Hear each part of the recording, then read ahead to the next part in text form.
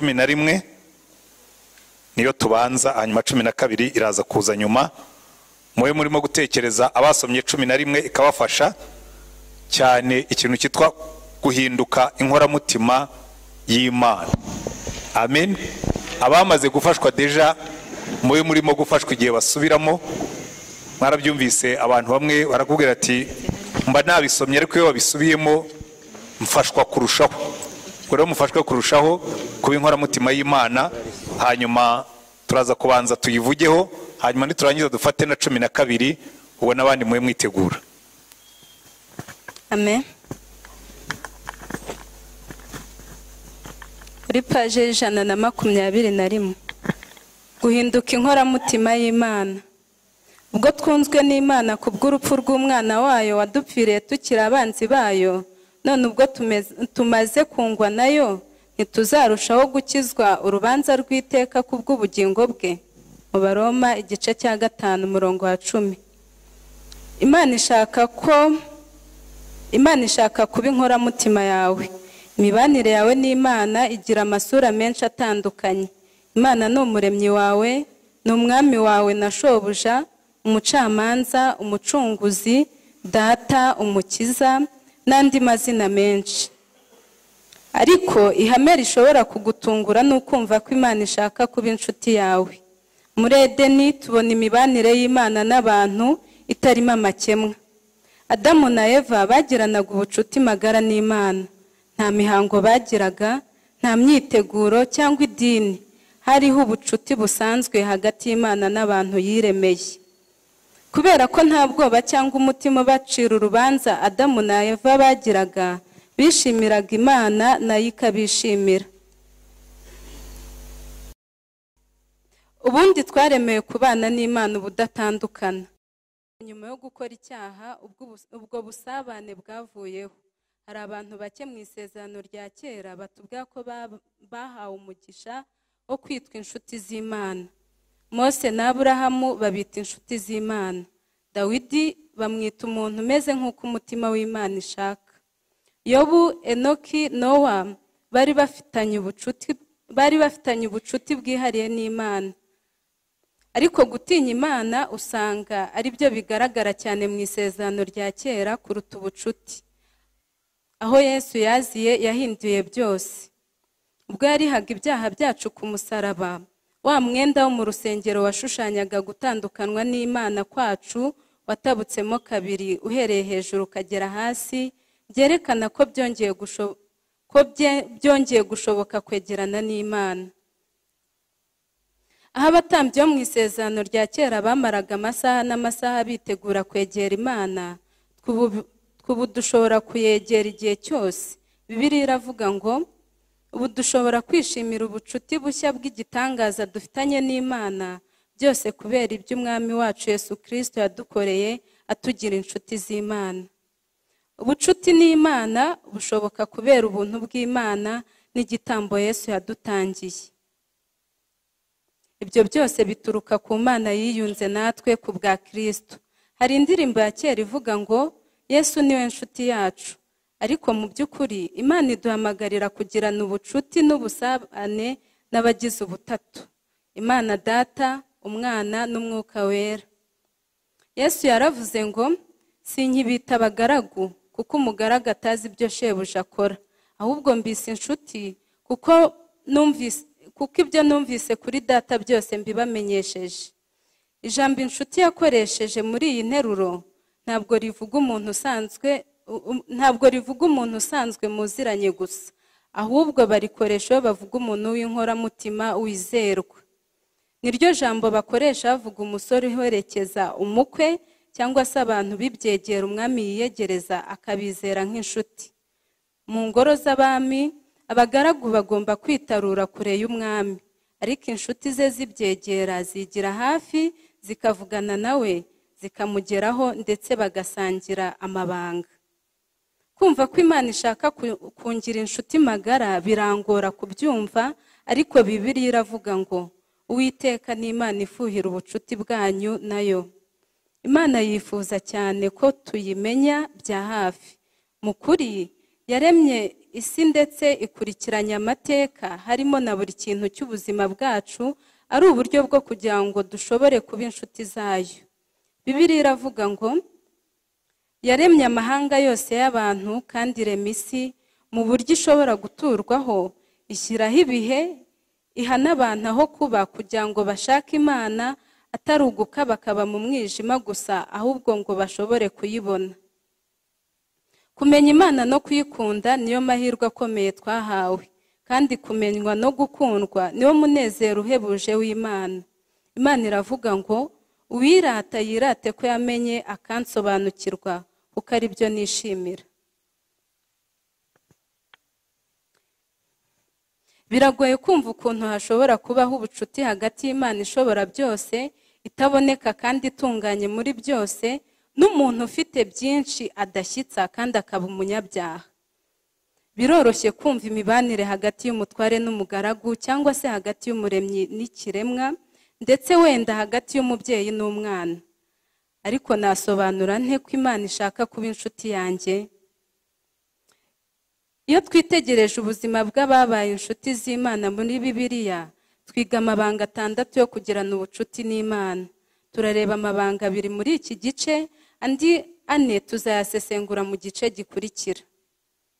Uburyo bwo guhinduka inkoramutima y'Imana. Cya mbere, guhora uganira nayo.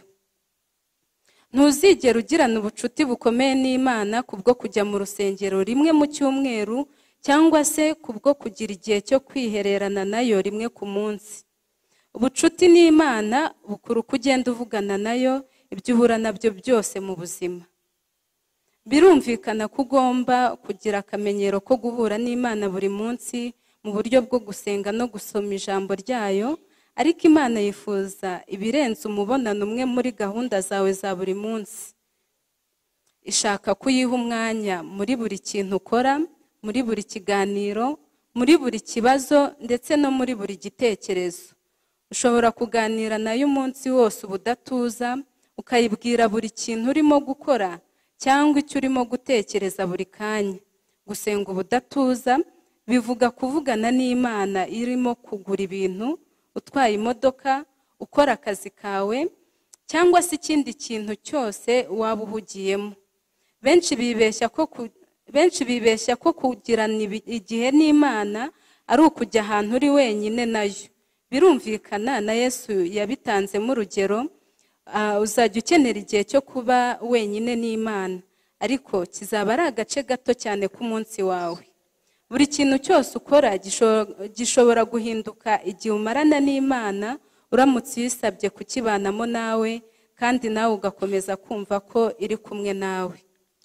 Igitabo cyiza cyanditswe ku buryo bwo kwimenyereza kuvugana n'Imana buri gihe cyitwa The Practice of Presence of God, kwimenyereza kugendana n'Imana, cyanditswe mu kinyejana cya 17 n'umufureri w'umufaransa witwaga Lawrence. Yari umuboyi mu gikoni cy'ikigo cy'abafureri. Frere Lawrence yivugira ko yari yarize guhindura buri karimo gasanzwe naho kaba ari gato, nko guteka no koza amasahani, kagahinduka igikorwa cyo kuramya Imana no kugirana ubusabane nayo.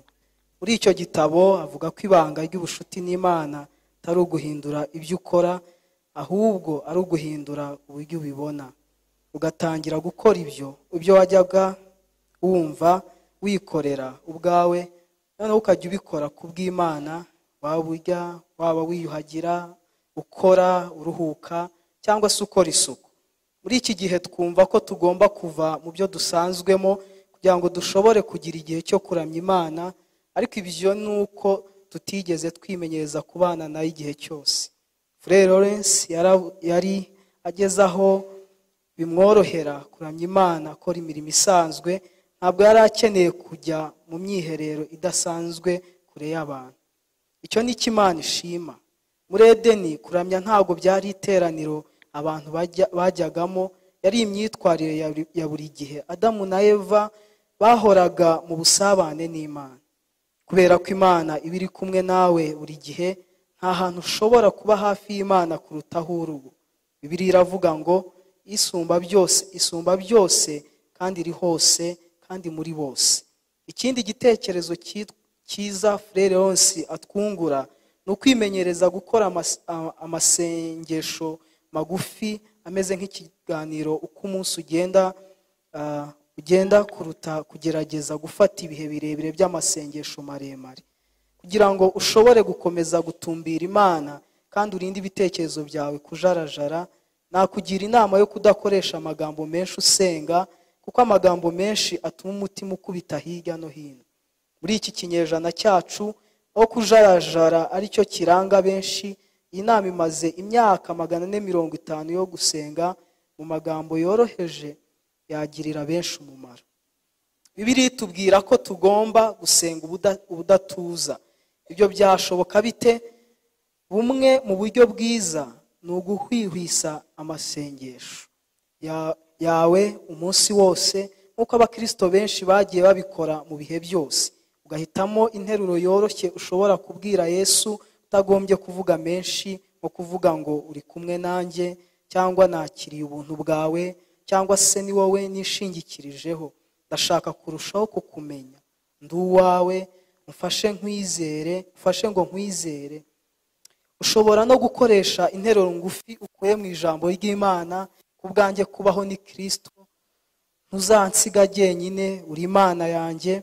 Ugasubiramo iryo sengesho kugeza igihe ihame ryayo ryinjira mu mutima wawe.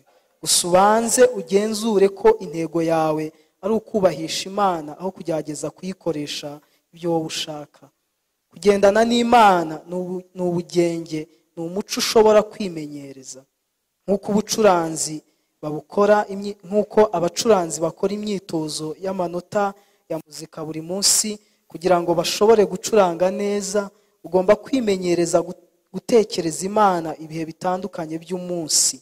Ugomba gutoza ubwenge bwawe kwibuka Imana kenshi. Mu gutangira ushobora gukenera gushyira ibizajya bikwibutsa kenshi ko Imana iri kumwe nawe buri mwanya. Ushobora gutangira ushyiraho udupapuro umanika aho ubona.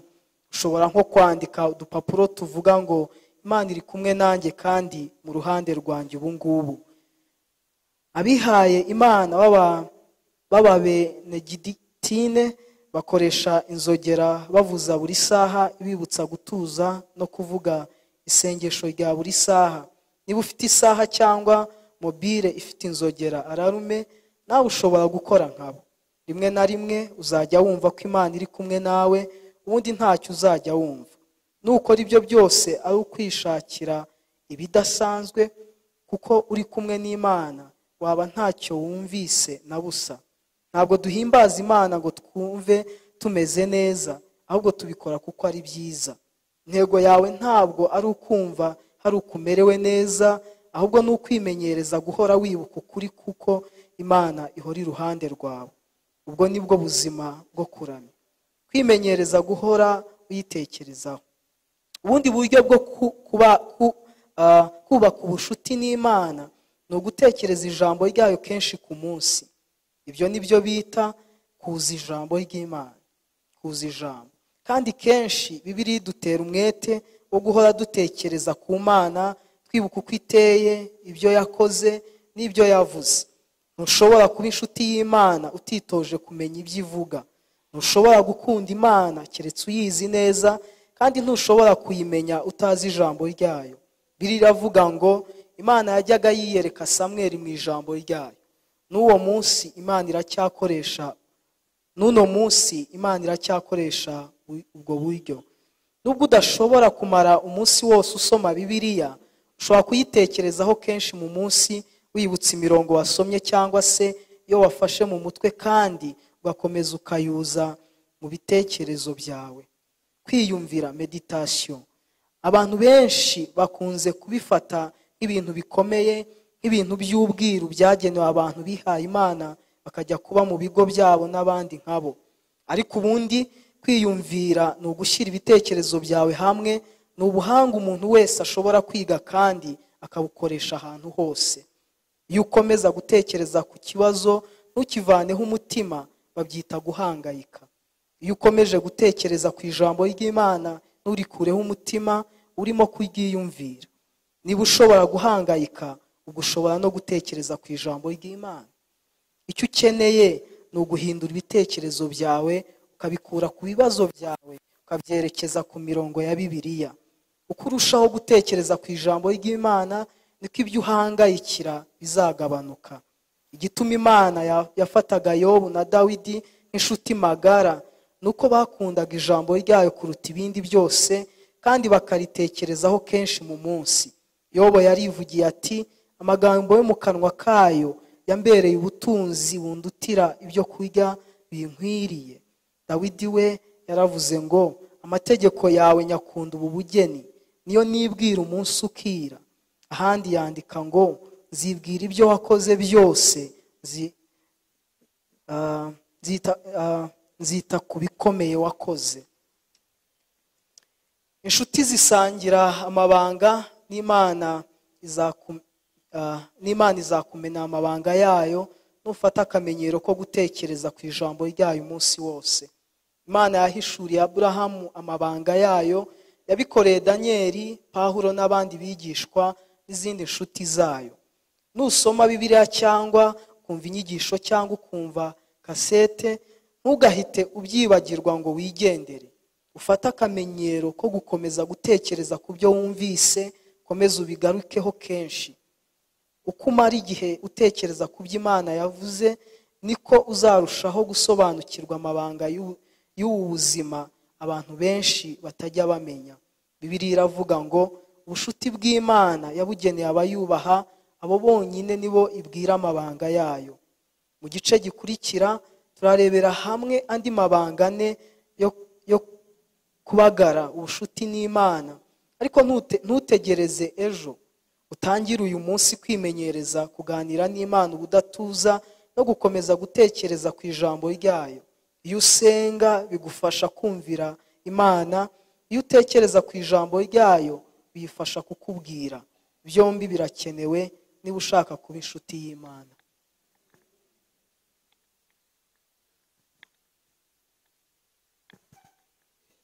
Amen. Kuba inkoramutima y'Imana. Reka turebe nk'uko dusanzwe tubikora, turakoresha iminota mikeya, turebe abantu nka babiri rwose bumvise cyangwa bumvise bakozweho. Ndabona Ariyete rwose ushobora kuba yakozweho, ariko simubwiye ngo aze, ariko uje nabwo ntacyo byaba bitwaye. Nabonaga uri mu ijuru rya kane. Ariyete, buriya rwose icyo wasangiraga na Jemima ntiwagisangira natwe. Reka twumve Liliane.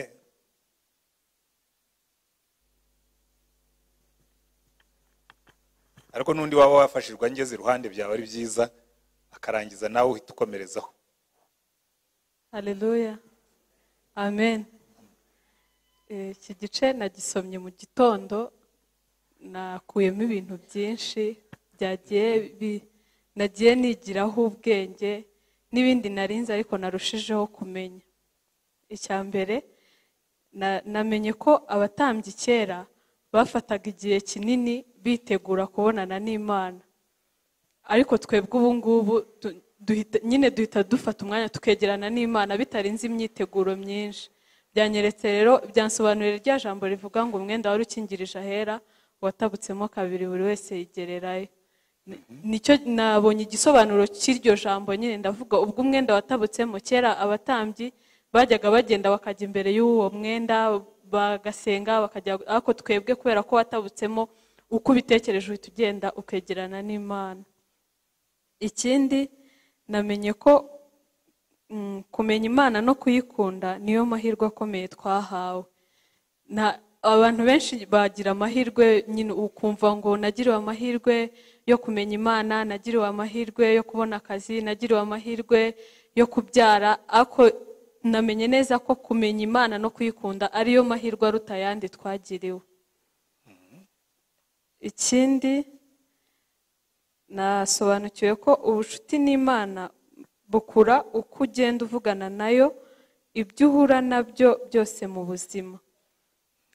Nasobanukiwe ko ubushuti ugirana n'Imana ntabwo bukuzwa n'uko usenze rimwe ku munsi cyangwa ufashe nk'iminota 5 mu munsi umwe ngo usenge, ahubwo nasobanukiwe ko uko ukomeza kugenda uvugana n'Imana wimenyereza kuyiganiriza no kuyibwira, ariko ubucuti bwawe n'Imana bukomeza gukura kandi bikabaho mu buzima bwa buri munsi tubamo. Ikindi, buri kintu cyose ukora gishobora guhinduka igihe umarana n'Imana uramutse uyisabye kukibanamo nawe, kandi nawe ugakomeza kumva ko uri kumwe nayo. Iki nacyo ni isomo nafashe, nasobanukiwe ko buri kintu cyose njya nkora gishobora guhinduka igihe marana n'Imana. Imirimo yose naba ndimo iyo ari yo yose ishobora guhinduka igihe marana n'Imana iyo nyikoze nyeretse Imana kandi nyitumiye muri uwo murimo ndimo gukora. Hano yatanze ryavuga ngo kabone nubwo waba urimo koza amasahani, no koza ushobora koza amasahani ugatumira Imana ikaza ikabana nawe muri uko koza amasahani, kikaba igihe ugiye kumarana n'Imana igihe uri burangirize koza ayo masahani wari urimo gukora. Ikindi, ngo muri icyo gitabo avuga ko ibanga ry'ubucuti n'Imana atari uguhindura ibyo ukora, ahubwo ari uguhindura uburyo ubibona. Ibi nabyo nakuyemo isomo rimbwira ko kugirana ubucuti n'Imana ntabwo ari uguhindura uko nkora ibyo nkora, ahubwo ni uguhindura uko mbibona. Niba wenda nari ndimo ndi mu rugo wenda ndimo nko gukoropa, icyo gihe ibyo ndimo gukora nshobora kubitumiramo Imana, ariko ibyiza no guhindura uburyo mbibonamo. Nkumva ko gukoropa ndimo gukora nshobora kubibona nk'umwanya mwiza wo guhimbaza Imana, cyangwa se umwanya mwiza wo kungura ubucuti bwanjye n'Imana. Ikindi, nakuyemo ibintu byinshi, mwihangane ntabarambira. Ikindi cyavuga nakugira inama yo kudakoresha amagambo menshi usenga, kuko amagambo menshi atuma umutima ukubita hirya no hino. Ibi nabyo nabikuyemo isomo, kubera ko hari igihe ufata umwanya ugasenga wageraho ukumva urasa n'umuntu urimo gusinzira, ukongera ugakomeza usubiramo amagambo. Rero nyine uyu mufrere yavuze ngo inama tugira niyo gusenga mu magambo makeya. Bikaba byiza kuko amagambo make usenzemo atuma udasubira mu magambo, kandi atuma ibyo ubwira Imana wongera kubisubiramo ukumva koko wabibwiye Imana. Ariko iyo ukomeje gusubiramo ugera ukabyibagirwa ukumva ibyo yavuze ntabwo ubyibuka. Ikindi ko nta wundi waje sereka yivugire. Ikindi nasobanukiwe, kugendana n'Imana ni ubugenge, ni umuco ushobora kwimenyereza. Ntabwo kugendana n'Imana ari ukuza hano umunsi umwe ku cyumweru cyangwa muri iyi minsi 40 ngo wumve ko ari bwo wagendanye n'Imana. Nk'ubu wenda nyuma y'iyi minsi 40 pastor ashobora kuzabaza abantu ngo ni ryari wagendanye n'Imana, ukumva umuntu aramushubije ngo turi mu minsi 40 rwose nagendanye n'Imana. Bikaba icyo gihe gusa, ariko kwimenyereza kugendana n'Imana mu buzima bwacu nibyo bidukwiriye nk'abakristo. Ikindi, ugomba gutoza ubwenge bwawe kwibuka Imana kenshi. Tugomba gutoza ubwenge bwacu, cyangwa tugomba gutoza imibereho yacu ya buri munsi kwibuka Imana. Icyo ukoze cyose ukibuka ko Imana iri kumwe nawe, icyo ukoze cyose ukimenyereza ko buri munsi urimo kugikora Imana irimo kukureba. Hari urugero rumwe pastor yigeze kuduha, atubwira umupapa n'umumama bari bagiye gusambana, noneho ngo umuntu niba ari umumama ntago mbyibuka neza ukuntu yaruvuze, ariko yaravuze ngo ubuse ngo niba utinye gusambana umwana w'imyaka 5 akureba, ni gute utinyuka gusambana Imana yo ikureba? Kuki udatinya amaso y'Imana ugatinya amaso y'uyu mwana w'imyaka 5? Rero byamishuriye yuko ikintu cyose urimo gukora ujye umenya ko Imana irimo kukureba, kabone nubwo waba utabumbuye umunwa, ujye umenya ko Imana iri kumwe nawe irimo kukureba. Ikindi, uburyo bwo kubaka ubucuti n'Imana ni ugutekereza ijambo ryayo kenshi ku munsi. Ibyo nabyo nabivuzeho, ntushobora gukunda imana keretse uyizi neza, kandi ntushobora kuyimenya utazi ijambo ryayo. Ntabwo ushobora gukunda umuntu utazi, kandi ntushobora gukunda umuntu utazi imico ye. Ni byiza ko dukunda imana tukayimenya, kandi ntabwo dushobora kuyimenya tutamenya ijambo ryayo. Nabatera umwete wo gusoma ijambo ry'imana kugira ngo turusheho kuyimenya no kubaka ubucuti n'imana. Icya nyuma kiravuga ngo utangire uyu munsi kwimenyereza kuganira n'Imana ubudatuza no gukomeza gutekereza ijambo ryayo. Iyo usenga bigufasha kubwira Imana, iyo utekereza ku ijambo ryayo biyifasha kukubwira. Iyo usenga amagambo uvuga bigufasha kubwira Imana icyo ushaka, kandi iyo utekereza ku ijambo ryayo nayo ubwayo bigufasha kukubwira. Ibisubizo by'ibibazo wibaza ubikura mu ijambo ry'Imana. Murakoze. Amen. Baguha amashyi rwose. Haleluya. Amen. Muri iki gice bamaze gusoma hari ijambo nakuyemo, guhinduka inkoramutima y'Imana. Hari aho basomye baravuga ngo Imana ikeneye ubusabane natwe, ikeneye ko tuyiha umwanya tukaganira nayo. Naje kubisanisha no mu buzima busanzwe.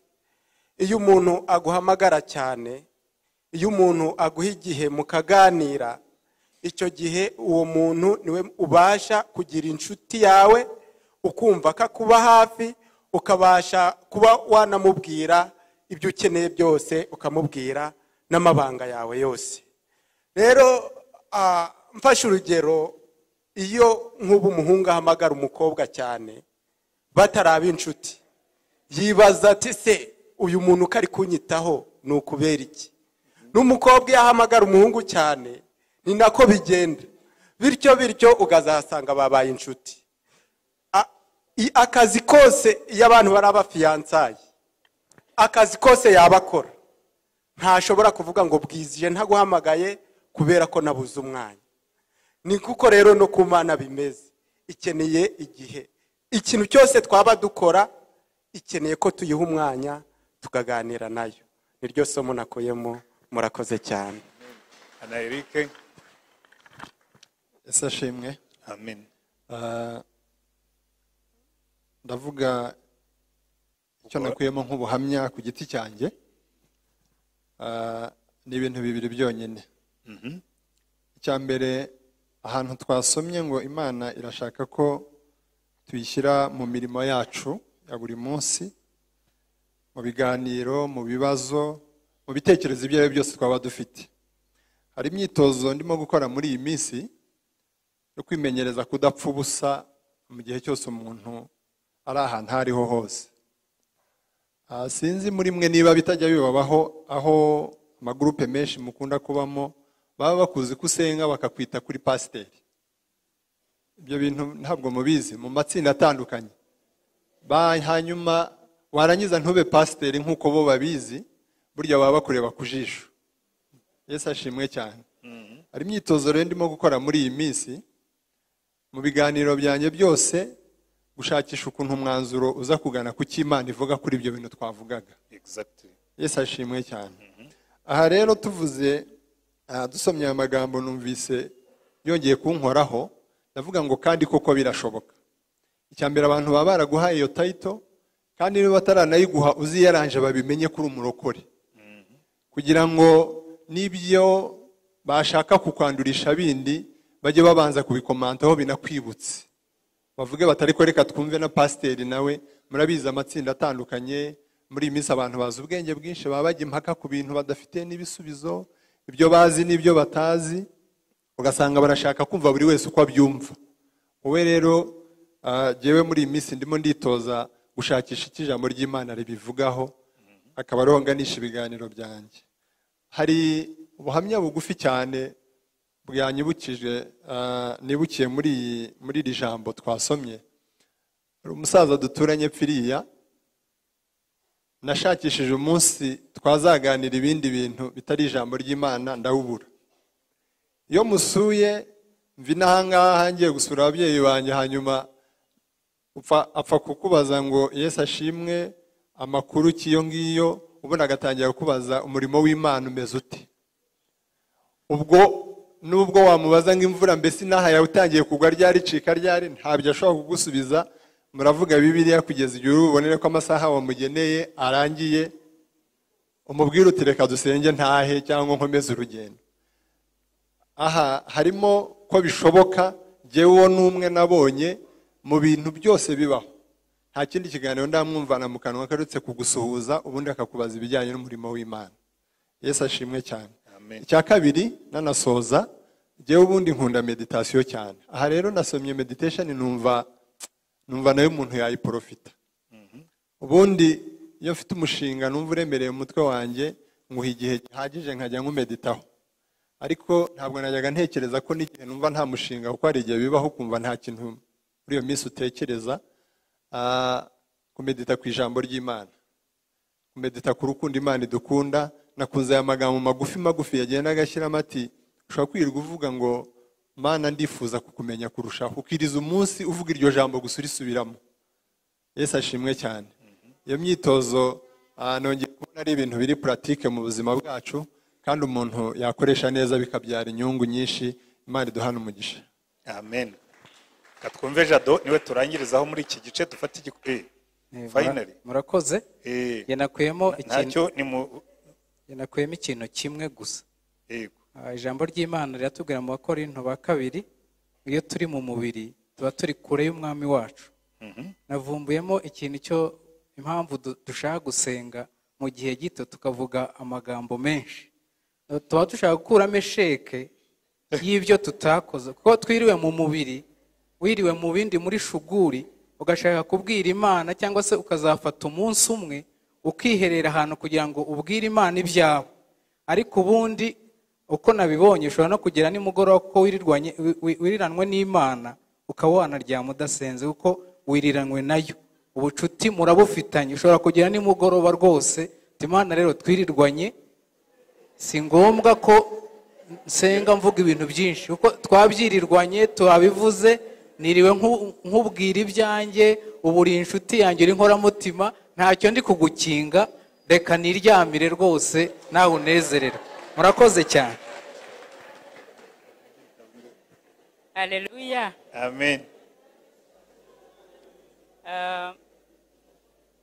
Nitabye pasiteri ariko yari yabibonye ko nafashijwe. Yabibonye ngeze ahantu koko ntangiye gufashwa, ariko ntangira iki gice aho twasomaga batubwira ko ibidahagije kugira ngo twumve ko turi mu busabane bw'Imana. Imana idusaba ko ikeneye umubonano uhoraho muri gahunda zacu n'Imana. Jewe nabanje kuvuga nti ariko Imana nayo gusa ndangirizaho wewe uruhutse kugira ngo dufate igice gikurikiyeho. Ntabwo mfata benshi kuri iki. Jewe nayo nicaranye na Kanoni akajya yumva ndahigima. Ndavuga ariko Imana nayo kuri midusaba byinshi noneho birezi. Niko natangiye jewe mvuga ariko ibi bintu rwose Imana iradusaba ibirenze, hari ibyo dukora ibi bintu dusaba byashoboka. Numvaga bidashoboka muri iki. Noneho ngeze rero muri buriya buryo ko ishaka ko tuyuha umwanya muri buri kintu dukora, nabyo ndagumya ndavuga ndahigima. Ariko igisubizo naje kukibona, ngira ngo niho Kanoni pastor yambonye, kuko nari maze kubona igisubizo. Uburyo bwo guhimbaza Imana, bwo kugirana ubusabane bwayo, natekereje ngo ariko ubundi kuki ndimo mpigima, kandi mu buzima mbamo buri munsi hari igihe numva ndi mu busabane n'Imana, hakaba hari n'igihe wenda numva ubwo busabane butabonetse, ntangira kwishakamo cya gihe ubusabane butabonetse haba habaye iki. Nsanga rero ni jyewe uba utagize icyo nuzuza mu byo ijambo ry'Imana ridusaba hano. Twageze ku gikorwa, ndavuga ngo ibintu byose mba nkora igihe mara kinini ni iki ibyo mba nkora. Nibuka ko nshobora kuba ntwara imodoka kenshi. Nibuka ko iyo mbyutse mu gitondo ndasenga, bigaterwa n'umwanya mfite, bigaterwa n'umwuka ndimo. n'umwuka ndimo, kuko hari igihe nsenga ndi mu mwuka nkumva rwose ndi kumwe n'Imana. Hari igihe nsenga mfite gahunda zihuta mbona nakererewe, kuko ari kamenyero mfite ko gusenga nkasenga. Nagera mu modoka nkibuka ko ngomba gusenga, nkasenga. Namara gusenga nkagenda nkumva nishyize mu maboko y'Imana. Ariko byamfashije ko cya gihe ndi mu modoka mba nanasenze nkabwira Imana ko nkwiriye kugumya kugenda mbwira Imana ngo Mana, ndi muri uyu muhanda nabikweretse, kandi iyi modoka ni wowe ukomeza kwitwara kugeza, mbese nkajya mu guhimbaza ntwaye iyo modoka. Aho hamfashije ni urugero gusa nafashe rw'imodoka. Kwisengesho mba nasenze, ariko yatiraje ndimo ngenda nshobora gukomeza ngenda nsabana n'Imana. Hari igihe ubushyiramo indirimbo z'Imana, ariko kugenda uvuga uti Imana, untwaye ibirometero 3 ndi muzima, untwaye 10 ndi muzima, ntwaye 100 ndi muzima, ndagarutse ndi muzima. Numvise ari ikindi nacyo cyamfashije. Ikindi cyamfashije rero ni amasengesho maremare. Hari igihe umutima ubumbwira ngo ariko usenza akanya gato nkasa n'umuntu wiciriye urubanza. Ariko hano Imana impaye igisubizo, niho nasekaga mvuga ngo haleluya. Ijambo ryose yampa niyo navuga ngo haleluya, icyo mvuze cyose haleluya, icyo mvuze cyose haleluya. Iryo jambo nkarimenyera, numvise ubusabane bwanjye n'Imana rwose bushobora kwiyongera. Byamfashije rero. Hari ikindi kintu najyaga mbwira umukozi w'iwanjye, ubwo niyo wenda nabaga nsanze ibintu bitameze neza, nkatangira kumubwira ubu rero noneho no kwirirwa imuhira kenshi nabyo ni ibibazo. Utangira kubona ibyo utabonaga, noneho ukumva urajya kwinjira mu bibazo mu kazi k'umukozi, ugira ngo bigende neza, ariko ugasanga wenda uratera ibibazo, uramutera icyugazi. Nkatangira kumubwira ngo najya byuka ajya asengera akazi ke, kandi koko nkumva ni inama nziza mugira. Ibyo ari bukore byose bishimwe, bize kunezeza, kandi nanjye nzajya nsenga ibyo uri bukore ko mbibonamo ibyiza. Twese twisengere nawe wisengere. Ariko numvise ko nicyo naba nkora, niyo naba ngiye muri ka kazi kumufasha ako ngiye gukora, nanjye nkumva ko ndimo ndirimba, nkajya muri bya bindi namwigishaga, nanjye numvise bindeba. Icyo nakora cyose nkumva ndimo ndabwira Imana. Rero nafashijwe, Imana ibaho umugisha. Ntabwo ari wivuge byose. Ntabwo navuga byose, ariko nayo nari ngiye kuyavuga, numva ngiye kuvuga byinshi. Amasahane rero nayo cyagiye tuganira, twari tuvuze ku masahane, arimo mbwe ndavuga ntari kuzi ko icyo umuntu yakora cyose mu rugo koko waba ushima Imana, kandi Imana iryo jambo witoje buri gihe bikakujyana mu busabane. Ati kabisa urimo woza n'amasahane, ngo wiyoyoza n'amasahane, ati naye ujye woza amasahane, ati uko woza ya sahane icya ujye ubwira Imana. Ngira ngo twese byadufasha. Ujye ubwira Imana ngo uko nogeje iyi sahane Mana, nanjye aba ariko unyoza, umpanagure. Nuhanagura aba ariko niba uhanagura isahane wikuraho y'amazi uyakuraho, ubwira uti nanjye nyoza kandi umpanagure. Haleluya, Amen. Imana ihabwe icyubahiro. Ashimwe. Amen. Vuba Pastor yararimo aransubizaho, kandi buriya ari akantu nabonye kahinduye ubuzima bwanjye nanjye. Kantu wabonye kahinduye ubuzima ibindi bwawe. n'ibindi. Ariko Naho batubwiye ngo wowe iyo mirongo nimenyera kugirira umumaro, kuko ni nayo watangiriyemo, none urimo urayikuriramo. hari aho batubwiye ngo icyo ukeneye ni uguhindura ibitekerezo byawe, ukabikura ku bibazo byawe ukabyerekeza ku mirongo yo muri Bibiliya. Uko urushaho gutekereza ku ijambo ry'Imana, niko ibyo uhangayikiye bizagabanuka. Ako kantu kahinduye byinshi kuri njyewe kabisa.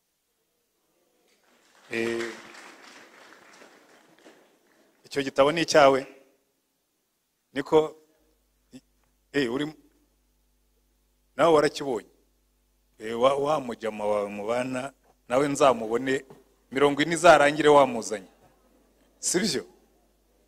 Tubiziranyeho buriya muhaye misiyo. Reka tugane kumva igice gikurikiyeho. Samari ntabwo ari ngombwa mwese mwabikurikiye, kandi ibitekerezo by'ingenzi babivuze.